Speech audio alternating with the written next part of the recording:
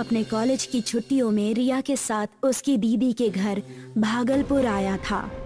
रास्ते में उनको एक महल नजर आया जो कि बहुत ही आलीशान था। दादी माँ, हमने रास्ते में एक आलीशान महल देखा था, हमें उसको अंदर से देखने का मन है। क्या कल दिन में आप हमें वहाँ लेकर चलेंगी? नहीं बेटा, उस महल में जाने की सोचना भी नहीं। वो शापित महल है। उस महल के अंदर शहजादे की आत्मा कैद है। दादी माँ, आज के टाइम में ऐसा कुछ कहाँ होता है? मैंने कह दिया नहीं तो बस नहीं। दादी के मना करने के बावजूद भी प्रणव वहाँ जाने का मन बना चुका था। अगली रात 11 बजे के बाद उसने रिया के मोबाइल पर एक मैसेज सेंड किया और सबकी नजर से बचकर महल में पहुँच गया। अरे वाह, यहाँ तो सभी चीजें एकदम चमचमाती हुई हैं, जैसे कि यहाँ कोई अभी भी रह रहा हो। वो महल में काफी देर तक घूमता रहा। शहजादी, कहाँ हो मेरी शहजादी? कौन है? प्रणव ने देखा कि कॉरिडोर में कुछ ही दूर पर एक शख्स पीठ किए हुए खड़ा हंस रहा है।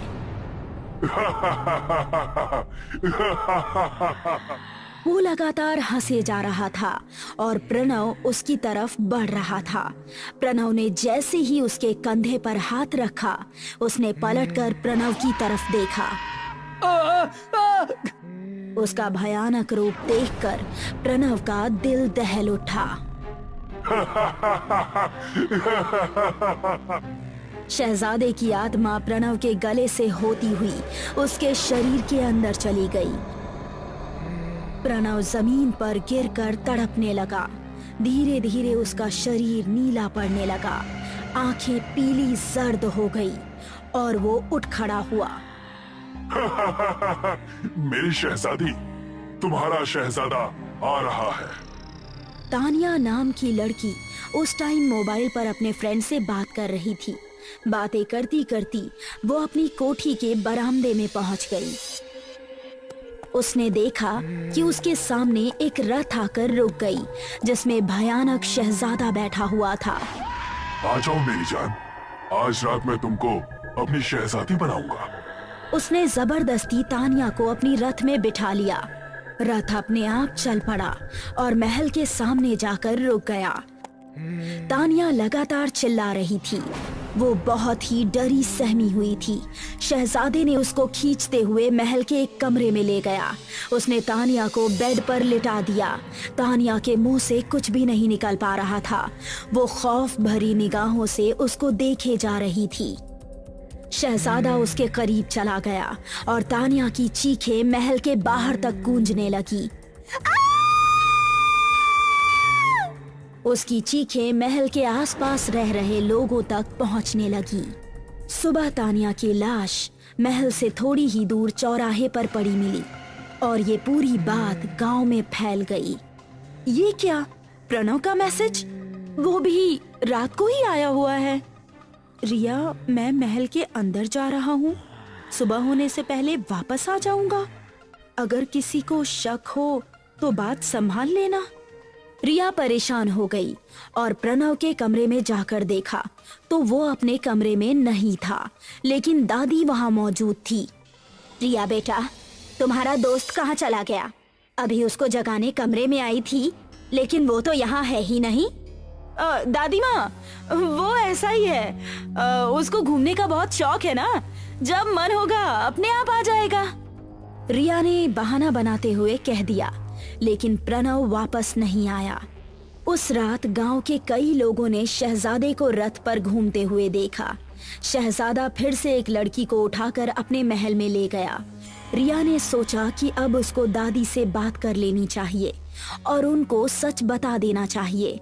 दादी माँ, गांव में हर कोई यही जानकर हैरान है कि शहजादे की आत्मा महल से बाहर कैसे आई। शायद मैं उसकी वजह जानती हूँ। तुम उसके बारे में क्या जानती हो? आपके मना करने के बावजूद प्रणव महल के अंदर गया था। उसी रात से शहजादे को भी देखा जा रहा है और उसी रात से प्रणव भी गायब है। तुमने ये बात मुझसे छिपाकर ठीक नहीं किया। हमें अभी चलकर ओझा बाबा से मिलना पड़ेगा। अब वही बता सकते हैं कि आगे क्या करना है। उस महल की कहानी बहुत भयानक है। वो महल राजा इंद्र सिंह का था, जिनका एक ही बेटा था, शहजादा रविंद्र सिंह। शहजादा बहुत ही क्रूर था। उसके मन में वासना के अलावा और कुछ नहीं था। वो गांव की सुंदर कन्याओं को उठाकर उनको एक रात के लिए अपनी शहजादी बना लेता था और उसके बाद उन्हें छोड़ देता था।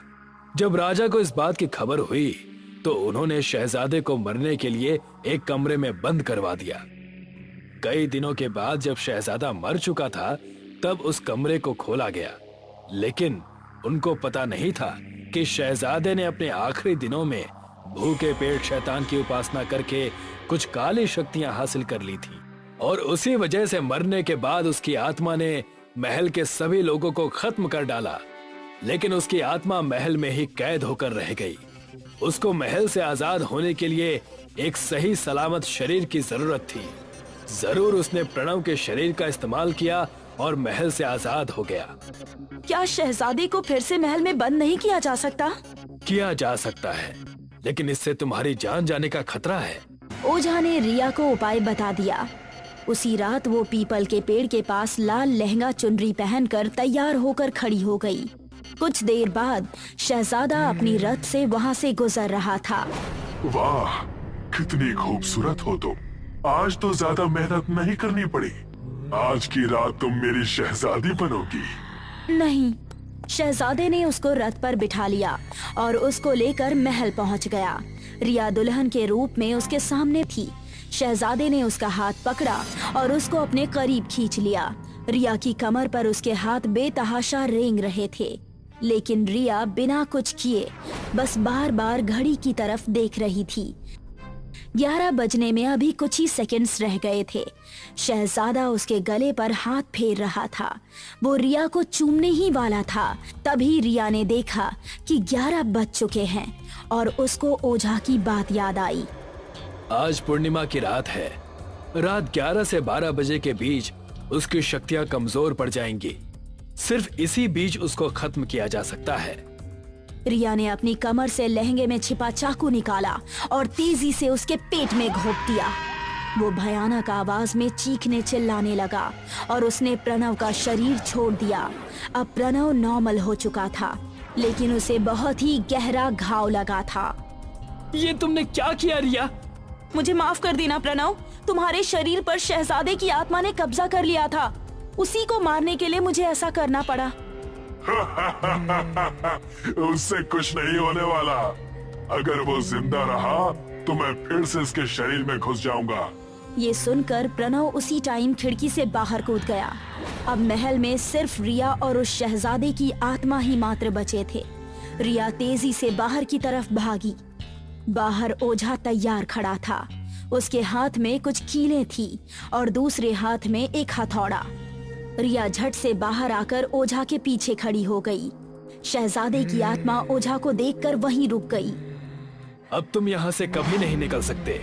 मैंने ये अभिमंत्रित कीले चारों तरफ महल में ठोक दी हैं। बस ये आखिरी बाकी है। नहीं। शहजादे के बाहर निकलने से पहले ही ओझा ने आखिरी कील भी चौखट की जमीन पर ठोक दी और शहजादा महल के बाहर नहीं आ सका। शहजादे की आत्मा अंदर खींची चली गई। रिया जल्दी से भागकर प्रणव के पास पहुंची और उसको हॉस्पिटल पहुंचाया गया। जब प्रणव की आंख खुली तो वो ऑपरेशन वार्ड से बाहर आ चुका था। रिया उसके सामने ही थी। उसको होश में देखकर रिया खुशी से गई। शहजादे की आत्मा फिर से महल में कैद होकर रह गई, लेकिन आज भी रात में उस महल से आवाजें आती रहती है। मेरी शहजादी, मैं हूँ तेरा शहजादा। मैं तुम्हें लेने जरूर आऊंगा।